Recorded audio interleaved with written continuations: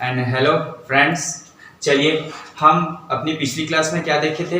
हम पिछली क्लास में हमने देख लिया था आपका अवतल दर्पण, उत्तल दर्पण, गोली दर्पण के पॉइंट पे अवतल दर्पण, उत्तल दर्पण देख लिया था। ठीक, अभी की क्लास में हम देख लेते हैं दर्पण सूत्र। मोस्ट इंपॉर्टेंट आपका जो दर्पण का है, समतल दर्पण, गोली दर्पण, उसमें दर्पण सूत्र होता है, उसको देख लेते हैं। आने वाले आगामी क्लास में आज ही में हम देख लेंगे आपका अपवर्तन। उसके बाद कुछ बचेगा तो आपकी एक क्लास और फिजिक्स की रहेगी, उसके बाद आपका प्रकाश का टॉपिक खत्म हो जाएगा यहाँ से।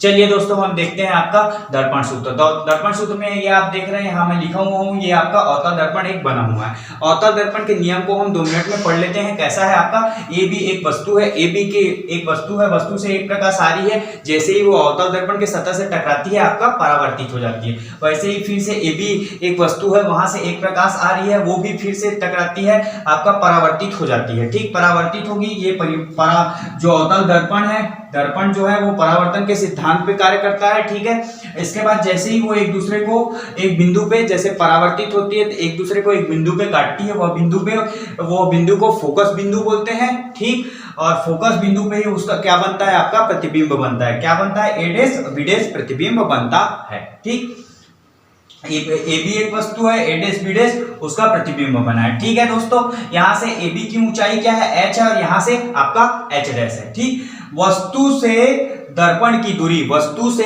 ये वस्तु है, वस्तु से दर्पण की दूरी, ठीक, आपका u है, और प्रतिबिंब से दर्पण की दूरी आपका v है। ठीक, आपके वक्रता केंद्र और ध्रुव, ये दोनों के बीच की दूरी r है, और फोकस दूरी बराबर क्या होता है, फोकस दूरी बराबर होता है r/2। ठीक, फोकस दूरी ज्ञात करने के लिए सूत्र क्या होता है, r/2। ठीक है, तो ये आप इतना को हम उस दिन देख चुके थे। ठीक दोस्तों, कहां बनता है आपका, तो अगर अनंत, ये जो अनंत है, अनंत से अनंत और वक्रता केंद्र के बीच में अगर वस्तु रखी हुई तो उसका प्रतिबिंब कहां बनता है, वक्रता केंद्र और ध्रुव के बीच में फोकस पे बनता है। इतना उस दिन हम समझ चुके थे। इसी में दर्पण सूत्र लगता है 1/f, ये आपका दर्पण सूत्र है। 1/f = 1/v + 1/q, ये आपका दर्पण सूत्र होता है। ठीक, यहां से अब क्या क्या है, जहां सब चीज क्या क्या दिया हुआ है उसको देख लेते हैं। जहां क्या क्या दिया हुआ है उसको देख लेते हैं। तो जहां में अगर हम देखें क्या क्या है, तो h जो ये वाला h है, ये वाला h आपका वस्तु की ऊंचाई है, ये वाला h आपका क्या है, ये वाला h आपका प्रतिबिंब की ऊंचाई है। ठीक है, ये माइनस नहीं है भैया, ये वाला h। ठीक है दोस्तों, अब इसके बाद ये u आपका वस्तु की दूरी है, बताया था, और v आपका प्रतिबिंब की दूरी है। ठीक दोस्तों, m आपका, ये m वाला पॉइंट जो है ये रेखीय आवर्धन का, ये थोड़ा सा अलग है जो दर्पण सूत्र में होता है। ठीक, तो दर्पण सूत्र आपका क्या क्या पता चला हमको, 1/f = 1/v + 1/u। ठीक, तो 1/f, f = क्या होता है, फोकस दूरी। क्या होता है, f = क्या होता है, फोकस दूरी। तो 1/, फोकस दूरी = 1/v, v क्या है, प्रतिबिंब की दूरी है, हाँ, 1/, प्रतिबिंब की दूरी प्लस 1/, वस्तु की दूरी, यही होता है आपका दर्पण सूत्र। ठीक है दोस्तों, दर्पण सूत्र में ये वाला पॉइंट देख लेते हैं थोड़ा सा हम। ये वाला पॉइंट जो है रेखीय आवर्धन का, m = होता है I/O। I आपका इमेज और O मतलब ऑब्जेक्ट, इमेज मतलब प्रतिबिंब, ऑब्जेक्ट मतलब वस्तु। ठीक, तो ये I/V O होता है, इसको हम लिख सकते हैं आपका प्रतिबिंब अपॉन वस्तु। ठीक, तो m अपॉन होता है प्रतिबिंब अपॉन वस्तु, तो m = क्या हो जाएगा, v मतलब प्रतिबिंब, और u मतलब आपका प्रतिबिंब की दूरी v, और u आपका वस्तु की दूरी। प्रतिबिंब की दूरी इस कारण माइनस में है क्योंकि वो उधर होता है अवतल लेंस में, इस कारण उसको माइनस में लिया जाता है। ठीक है, और उसी में अगर आपको कभी अनुपात पूछ दिया, किसका अनुपात पूछ दिया, ऊंचाई का। ठीक, किसका, रेखीय आवर्धन का अनुपात या फिर ऊंचाई का, जो वस्तु की ऊंचाई है और आपका प्रतिबिंब की ऊंचाई, उसका अनुपात पूछ दिया तो उसको आप निकाल सकते हैं S/h से। ठीक, ये होता है आपका रेखीय आवर्धन। m, रेखीय आवर्धन को m से प्रदर्शित किया जाता है। ठीक, किसे प्रदर्शित किया जाता है, रेखीय आवर्धन को m से प्रदर्शित किया जाता है। ठीक है दोस्तों, इतना आप समझ पाए हैं। ठीक, तो इसका आप स्क्रीनशॉट ले लीजिए। इसके बाद इसका हम क्वेश्चन देखते हैं। क्या क्वेश्चन देख लेते हैं, न्यूमेरिकल क्वेश्चन जो आपके एग्जाम में अवश्य पूछा जाता है। ठीक, एक बार और देख लीजिए, ये आपका दर्पण सूत्र है, मोस्ट आईएमपी, ये आपका क्या है, दर्पण सूत्र है। इसको आप ध्यान में रखिए, ये आपका दर्पण सूत्र है, 1/f is equal to 1/v plus 1/u। बहुत सरल है दोस्तों, बहुत सरल तरीके से देख रहे हैं। ठीक, ये आपका चित्र जो एक डायग्राम मैं बनाया हूं, ये आप भी बनाइए ताकि आपको भी अच्छे से समझ में आए। जहां करके आप याद रखिए कौन क्या है, मैंने उसको समझा भी दिया आपको। पहली बात तो ये फैक्ट याद रखिएगा, अनंत और वक्रता केंद्र के बीच में अगर वस्तु रहेगी तो उसकी प्रतिबिंब कहां बनेगी, कि वक्रता केंद्र और ध्रुव के बीच में बनेगी, फोकस पे बनेगी। ठीक है दोस्तों, यहां से आप सब चीज समझ पाए हैं। फोकस दूरी निकालने के लिए हम इससे पहले सूत्र पढ़ चुके थे, F is equal to R/2 पढ़ चुके थे। ठीक, और यहाँ पास रेखीय आवर्धन के लिए हमने पढ़ा था m पढ़ा था, m इज इक्वल टू आपका क्या होता है, -v/u is equal to h'/h। ठीक है दोस्तों, c यहाँ पास मैं बता दिया, वक्रता केंद्र, p इज इक्वल टू ध्रुव। ठीक दोस्तों, चलिए स्क्रीनशॉट ले लीजिए, इसके बाद हम सूत्र देखते हैं। ठीक, चलिए अब देखते हैं अपन एक न्यूमेरिकल क्वेश्चन देख लेते हैं। इसके बाद आप लोग को न्यूमेरिकल का हमारे Telegram channel concept tutorial Simga के टेलीग्राम चैनल पे, जिसका नाम कॉन्सेप्ट ट्यूटोरियल सिमगा है, उसमें आप लोग को इसका न्यूमेरिकल क्वेश्चन का पीडीएफ प्रोवाइड कर दिया जाएगा, जो जो आपके एग्जाम में आज तक पूछे गए हैं, और आपके प्रैक्टिस क्वेश्चंस भी। ठीक, चलिए दोस्तों इसमें देख लेते हैं क्वेश्चन क्या बोल रहा है। यदि अवतल दर्पण जिसकी वक्रता त्रिज्या कितना सेंटीमीटर है, 60 सेंटीमीटर है। यदि अवतल दर्पण जिसकी वक्रता त्रिज्या कितनी सेंटीमीटर दी है आपकी, 60 सेंटीमीटर, और ठीक, फिर बोला है यदि वस्तु की दर्पण से 60 सेंटीमीटर की वस्तु दर्पण से 60 सेंटीमीटर की दूरी में रखी हुई है, तो किसका मान दिया हुआ है हमारा, जब पहले देख लेते हैं, दिया है, दिया क्या क्या दिया है उसको देख लेते हैं। ठीक, तो हल के बाद लिख लेते हैं, दिया है, जो जो दिया है उसको लिख लेते हैं। ठीक, पहले तो क्या दिया है आपका हमको, वक्रता त्रिज्या यानी r का मान दिया हुआ है, r का मान कितना सेंटीमीटर दिया है, 60 सेंटीमीटर दिया हुआ है, और u का मान दिया हुआ है आपका, u मतलब वस्तु की दूरी दी हुई है, u का मान कितना दिया है, u का मान भी हमको 60 सेंटीमीटर दिया हुआ है। ठीक है दोस्तों, अब इसके बाद जैसे इतना दिया हुआ है ना, इतना समझ पा रहे, R दिया है, हमको निकालना क्या है, V का मान निकालना है। ठीक, हमको क्या निकालना है, ये निकालना है। ठीक, तो चलिए इससे अब हल करते हैं। R दिया हुआ है तो R से हम F, और दर्पण सूत्र आपका क्या होता है, तो दर्पण सूत्र यहां लिख लेते हैं पहले। ठीक, 1/f is equal to 1/v plus 1/u। ठीक, ये होता है आपका दर्पण सूत्र। ठीक है दोस्तों, इतना तो आप देखिए जान ही चुके हैं, ये आपका दर्पण सूत्र। चलिए R दिया हुआ है, तो R दिया हुआ है तो हम जानते हैं F इज इक्वल टू, हम फोकस दूरी निकाल लेते हैं, F उसमें जरूरत है हमको, जो जो जरूरत है इस सूत्र में वो चीज को हम निकाल लेते हैं। तो जैसे F की जरूरत है तो F निकाल लेते हैं, तो F क्या होता है आपका R/2, वक्रता त्रिज्या को 2 से भाग देते हैं तो F निकलता है। तो लेकिन यहाँ पास एक चीज देखें, कौन सा दर्पण है, अवतल दर्पण है, तो यहाँ से हम क्या देख लेते हैं, ग्राफ पेपर जो रहता है उसमें देख लेते हैं, अवतल दर्पण ऐसा बनता है। तो ये आपका क्या है, -x अक्ष है, ये +x अक्ष है ना, और ये +y अक्ष है, ये आपका +y अक्ष है, और ये -y अक्ष है। ठीक है, तो इसमें आपका ये प्रतिबिंब किधर बन रहा है, इधर बन रहा है, तो वक्रता त्रिज्या भी इधर मापेंगे। ठीक, तो आपका, और वस्तु भी किधर रखी हुई है, यहाँ पास रखी हुई है। तो याद रखिएगा, जब वस्तु भी ऋणात्मक अक्ष में रखी हुई है, वस्तु भी ऋणात्मक अक्ष में रखी हुई है, अवतल है, तो वस्तु में भी हम क्या लेंगे, ऋण लेंगे। ठीक, ऋणात्मक अक्ष में रखी होने के कारण हम वस्तु में भी क्या लेंगे, माइनस लेंगे। ठीक है दोस्तों, समझ पा रहे हैं, इसको भी आप नोट कर लीजिएगा। ठीक, यहां से हम देखिए समझते हैं, तो R भी हमारा क्या हो जाएगा, माइनस में हो जाएगा, तो -60/2। तो क्या हो जाएगा, यहाँ से -60/2 जैसे ही करते हैं तो क्या हो जाएगा आपका, आ जाएगा -30 सेंटीमीटर। ठीक, ये आपका F का मान आ गया। ठीक, अब F का मान आ गया, हमारे पास U का मान है, हम रख देते हैं सूत्र में, आपका आंसर आ जाएगा दर्पण सूत्र बराबर, तो आपका रख देते हैं 1/f is equal to 1/v, ये होता है आपका दर्पण सूत्र। तो देखिए सीधा सीधा मैं मान रखता हूं। ठीक है दोस्तों, सीधा सीधा मान रख रहा हूं, आप समझ जाइएगा। ठीक, पहले देखते हैं, तो देखिए 1/f का मान क्या दिया हुआ है, आपका F का मान हम अभी निकाले हैं -30। ठीक, f का मान -30 निकाले हैं, 1/v हमको निकालना है, ठीक, और आपका प्लस में क्या दिया है, और 1/u, u दिया, और u का कितना है -60, तो -60 को हम कोष्टक में रख लेते हैं। ठीक दोस्तों, पक्षांतर कर देते हैं, इसको इधर ला देते हैं, ठीक, तो ये माइनस का क्या हो जाएगा, आपका प्लस हो जाएगा, तो इसको लिख देते हैं हम 1/v is equal to sorry एक सेकेंड ना, ये हो जाएगा 1/-30 प्लस 1/60। ठीक है दोस्तों, क्या आया, क्या समझ में आया? ठीक, ऐसा कर सकता हूं भाई। ठीक, तो देखिए ये b है, b को यहीं रखा, इसको इधर ला दिया, तो ये आपका प्लस में आ गया, लेकिन मैं b को यहां पास रख के इसको सीधा लिख दिया। ठीक, लघुत्तम निकाल लेते हैं, लघुत्तम निकाल के 60 इसका क्या आ जाएगा, लसागु आ जाएगा, 2 बार में जाएगा, -2 आया यहाँ पास, और ये आपका 60 एक बार में कट जाएगा, तो क्या आएगा, +1 आएगा, तो आपका आंसर क्या आएगा, आपका -1/60 आएगा। 60 को ऊपर लेके चले जाएंगे, 1/v।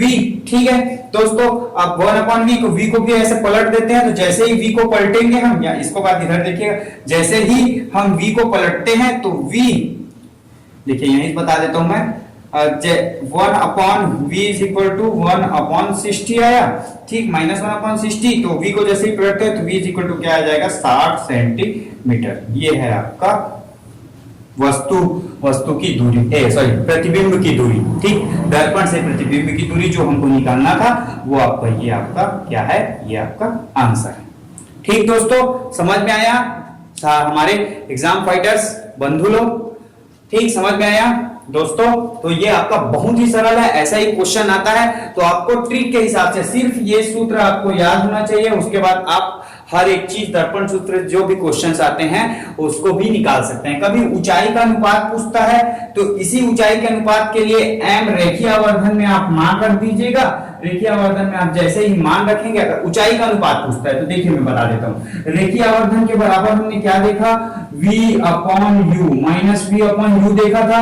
ठीक, और इसी को क्या बोलते हैं, h'/h। इसी क्वेश्चन में पूछता है कि ऊंचाई का अनुपात क्या है, तो देखिए मान रख देता हूं m इज इक्वल टू, ठीक, -v आपका क्या है, -v, तो -v करते हैं, तो -v करेंगे तो 60 में माइनस लग जाएगा, सीधा सीधा बात होती है, -60 हो जाएगा, और u का मान क्या है, 60 है, और यहाँ पास आपका h'/h है, यहां से सीधा सीधा ये क्या हो जाएगा, अगर अनुपात में पूछता है तो m इज इक्वल टू आपका 1/1 में कट जाएगा, और कभी भी याद रखिए वस्तु माइनस में नहीं होगा। ठीक, जो प्रतिबिंब बनेगा ये हो गया 1/1, तो आप ऐसे लिख सकते हैं, तो h' का अनुपात पूछे, h' आपका अनुपात h पूछे तो आपका 1/1/1 लिख सकते हैं, ये आपको उसका अनुपात भी ज्ञात हो जाएगा इसी क्वेश्चन में। एक और क्वेश्चन, ठीक दोस्तों, समझ में आया? आप ये क्वेश्चन को नोट कर लीजिए, स्क्रीनशॉट ले लीजिए, अपने कॉपी में नोट डाउन करिएगा। उसके बाद हम देखते हैं, यहां से आपका दर्पण सूत्र खत्म होता है और आपका एक ये न्यूमेरिकल क्वेश्चन भी हो गया। अब आगे का न्यूमेरिकल क्वेश्चन जो आपका रहेगा उसको हम आपका पीडीएफ या फिर आपका प्रैक्टिस टेस्ट के लिए आपका एक पीडीएफ हम ग्रुप में से शेयर कर देंगे, या फिर आपको डिस्क्रिप्शन बॉक्स में आपका टेलीग्राम का लिंक दे दिए रहेंगे, वहां जाके आप उसको डाउनलोड करके प्रैक्टिस करिएगा। ठीक दोस्तों, इसके बाद हम चलिए नेक्स्ट टॉपिक देखते हैं। आज हम अपवर्तन देख लेते हैं। ठीक, परावर्तन हो गया, आज हम देख लेते हैं अपवर्तन। ठीक है दोस्तों, चलिए दोस्तों अब देखते हैं हम अपवर्तन। इससे पहले हम क्या है, दर्पण सूत्र देख चुके थे, अब देखते हैं अपवर्तन। ठीक है, तो अपवर्तन में अपवर्तन में देख लेते हैं। अपवर्तन से देखने से पहले एक चीज में पहले डिस्कशन कर लेते हैं, माध्यम।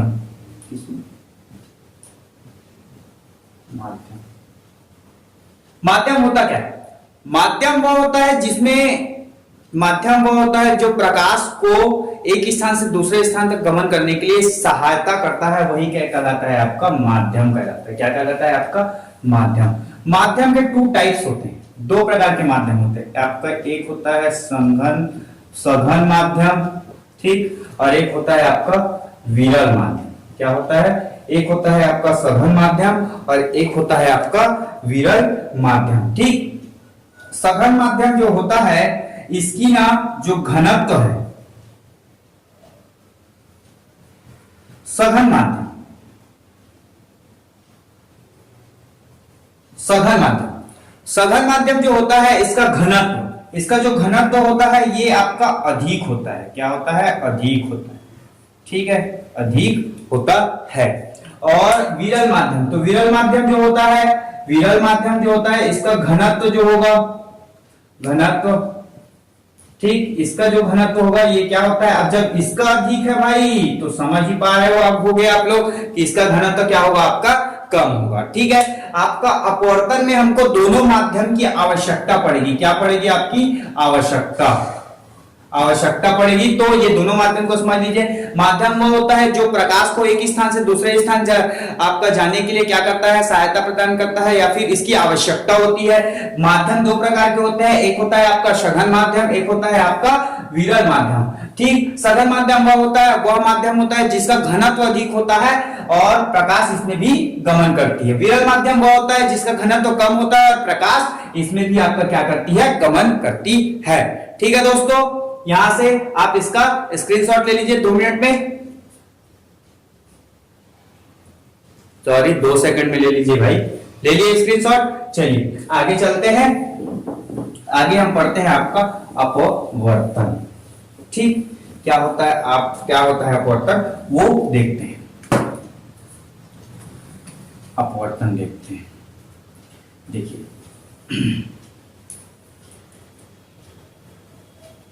यहां पास एक सतह है, ये एक सतह, ठीक, ये आपका विरल माध्यम है। क्या है? विरल माध्यम है। ये आपका क्या है? सघन माध्यम है, सघन माध्यम। ठीक, विरल माध्यम, ये 2 माध्यम दिख रहे हैं आपको। अगर ये एक अनंत से एक प्रकाश आ रही है, जैसे ही इस प्रकाश में आती है, इस प्रकाश में ऐसे आती है, इस जो ये पारदर्शी सतह है, सतह, ठीक, इस सतह से टकराती है।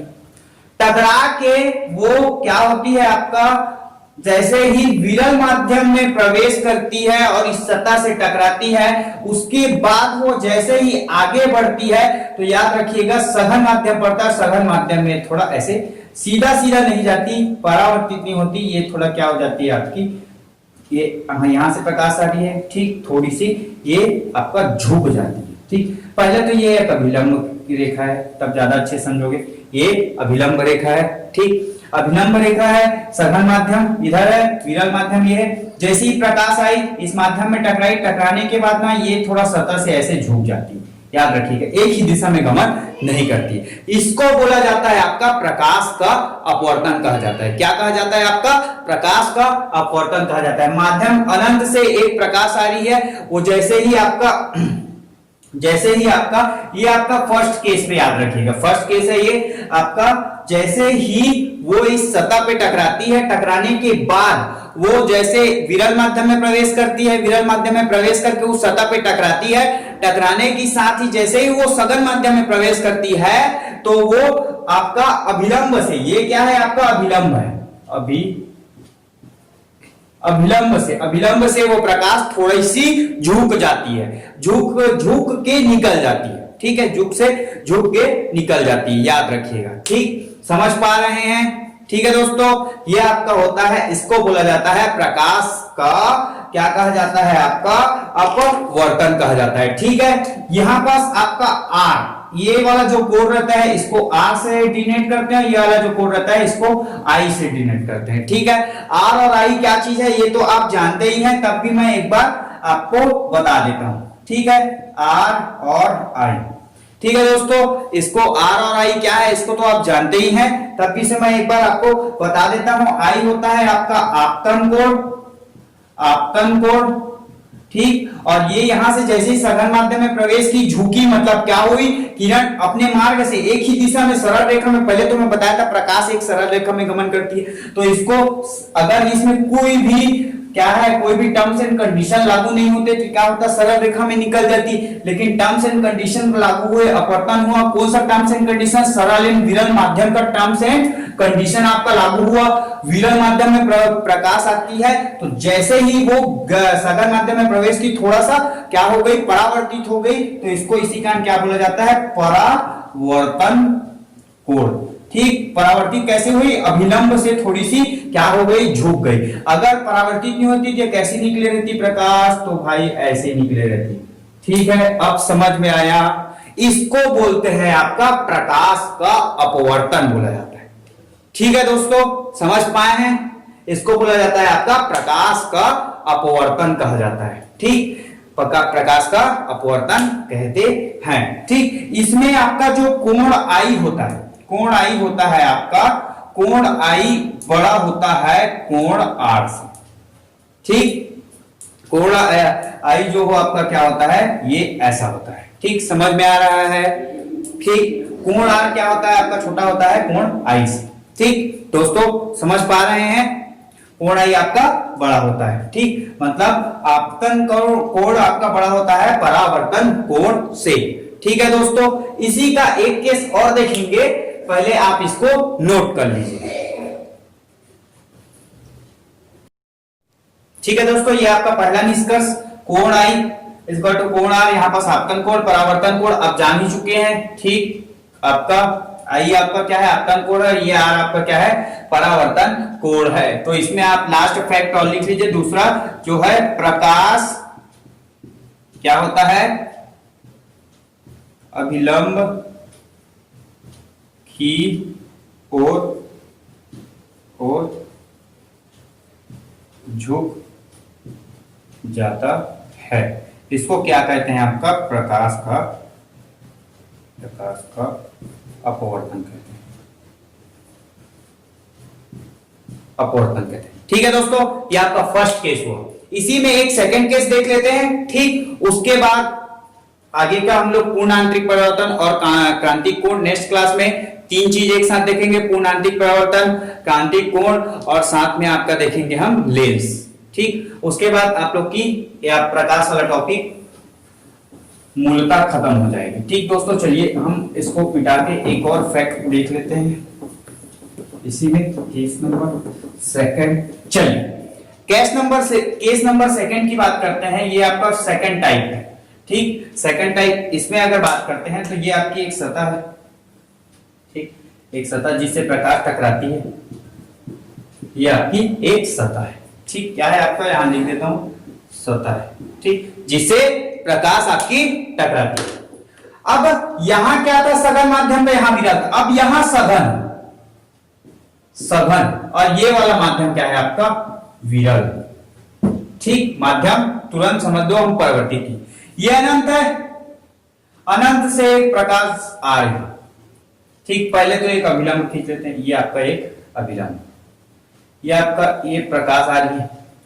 प्रकाश जैसे ही इस सतह से टकराएगी, ठीक, किस माध्यम में प्रवेश करेगी, अनंत से प्रकाश आ रही है, सबसे पहले सघन माध्यम में प्रवेश करेगी और जैसे ही इस सतह पे टकराती है, तो टकराने के बाद जैसे वो अपने मार्ग में एक रेखा में गमन करती है, अपने मार्ग में वो निकलने के लिए इस सतह से निकल के वो एक रेखा में गमन करती है, सतह से निकल के जैसे ही गमन करने के लिए जाती है, तो यहाँ क्या रखा हुआ है, कम घनत्व वाला विरल माध्यम है। इसका सघन माध्यम का घनत्व अधिक होता है। ठीक, तो अधिक घनत्व वाले सघन माध्यम से कम घनत्व वाले विरल माध्यम में जैसे ही प्रकाश प्रवेश करती है, तो क्या होता है आपका, ये वो अभिलंब की ओर झुक जाती थी, ये अभिलंब से क्या हो जाता है, दूर हट जाता है। क्या हो जाता है आपका, दूर हट जाता है। इसको जाना कैसा था, मूलतः ऐसे जाना था। ठीक है, अरे सॉरी, अब मूलतः आपको ऐसे जाना था, ये प्रकाश को, जो आपका गई कैसे है आपका, वो दूर हट गई। और ये वाले कोण का मान क्या होता है, आर, और ये वाले कोण का मान क्या होता है, आई।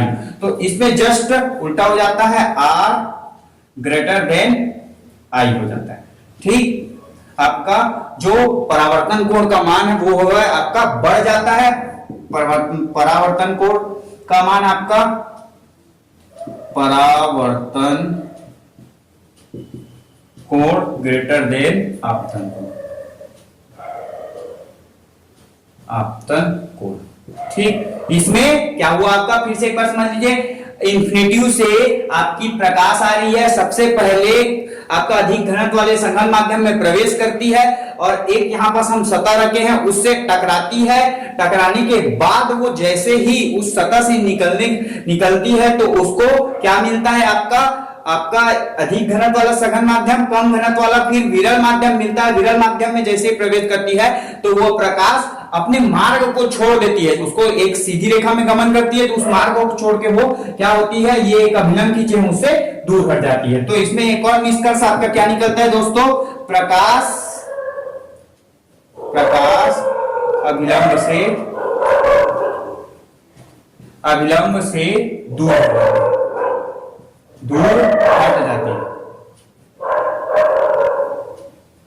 हट जाती है। ठीक दोस्तों, समझ पा रहे हैं? आपका प्रकाश क्या होता है, आपका अभिलंब से दूर है। पहला निष्कर्ष ये है आपका आई कोण आर ग्रेटर देन कोण आई। ठीक, उसके बाद प्रकाश अभिलंब से दूर हट जाती है। दूसरा, इसी घटना को क्या बोला जाता है, आपका प्रकाश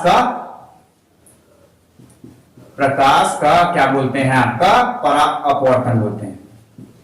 परावर्तन का याद आ रहा था जी, अपवर्तन बोलते हैं। ठीक है मित्रों, समझ पा रहे हैं? ये आपका क्या है, सेकंड केस है, माध्यम वाइज ये आपका सेकंड केस है। ठीक दोस्तों, इतना समझ पाए हैं? ये इसको नोट कर लीजिएगा, इसमें पूछा जाता है क्वेश्चन, इसका भी क्वेश्चन पूछा जाता है। तो ये कहां पे आपका विलंब से दूर हटती है, किसमें दूर हटती है, ये आपका आईएमपी है, पूछा जाता है हमेशा क्वेश्चन। आपके एसीएफ के एग्जाम में भी पूछा गया है और आपके सीजीपीएससी के एग्जाम में भी पूछा गया है। ठीक है दोस्तों, समझ पा रहे हैं? अब आगे इस प्रकाश से आगे हम क्रांतिक कोण, प्रकाश का आपका पूर्णांतरिक परावर्तन और लेंस सूत्र, लेंस, ठीक, अवतल लेंस, उत्तल लेंस और लेंस सूत्र, इसको हम आगे की नेक्स्ट वीडियो लेक्चर क्लास में देखेंगे। आज के लिए हम क्लास को यही समाप्त करते हैं। ठीक दोस्तों, और आगे के लिए यह आगे का जो है पूर्णांतिक परावर्तन, क्रांतिक कोण, लेंस सूत्र, ये सब को हम आगे की लेक्चर में देखेंगे। ठीक, आज की क्लास में मैं जितना समझाया आप समझ पा रहे हैं। दर्पण सूत्र पढ़ लिए, अपवर्तन पढ़ लिए, हम अपवर्तन का स्टार्टिंग, ठीक, उसके निष्कर्ष पढ़ लिए हैं, प्रॉपर्टीज। ठीक है दोस्तों, अब आप हमारे वीडियोस देखते रहिए, हमारे साथ जुड़े रहिए और कॉन्सेप्ट ट्यूटोरियल की सारी फ्री क्लासेस अटेंड करते रहिए। आपको इसकी पीडीएफ नोट्स, साथ में आपको फ्री क्लासेस हम प्रोवाइड कर रहे हैं, इसको देखते रहिए, हमारे साथ जुड़े रहिए। ठीक है दोस्तों, और आपका क्लासेस अटेंड करके एसीएफ रेंजर और ऑल कॉम्पिटिटिव एग्जाम की तैयारी करिए। ओके, ठीक, जय जोहार, जय Chhattisgarh, thank you so much.